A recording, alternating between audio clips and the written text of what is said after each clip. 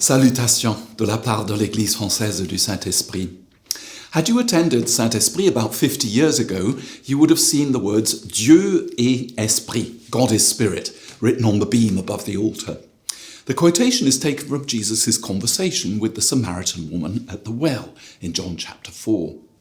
Many early French Protestant churches chose to call themselves the Church of the Holy Spirit, l'Église du Saint-Esprit, and our church is no exception. There's a famous French Protestant Temple du Saint-Esprit in Paris. We are actually the only church in the Episcopal Diocese of New York to bear this name. Our congregations chose the name because they firmly believe that the Spirit of God speaks through all believers and isn't simply confined to those who have some sort of official authority in the church, like bishops, priests, deacons, elders.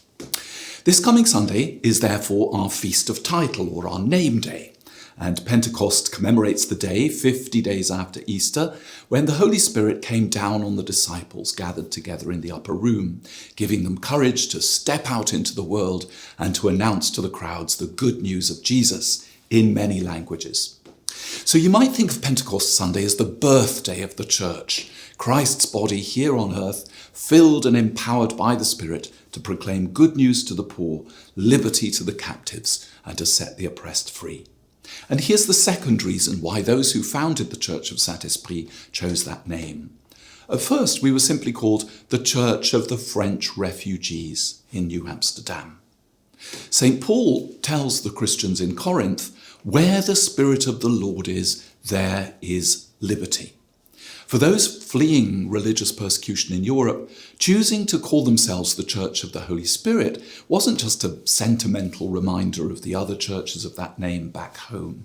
It was a way to rejoice in the freedom that they experienced here, to worship their Lord free of persecution. So, this Sunday, join us for a service of Holy Communion at 11:15, in which we'll celebrate the fact that we see the Holy Spirit still working through each one of us. Not only that, we'll commit ourselves anew to welcoming those who fled persecution of many kinds in their home countries by embracing them and rejoicing together in our shared heritage with our sisters and brothers who've been such faithful members of this church in our almost 400 years of existence.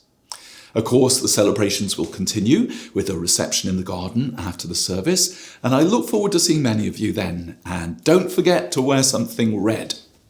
Que Dieu nous bénisse et continue de nous inspirer de ses dons du Saint-Esprit. Merci.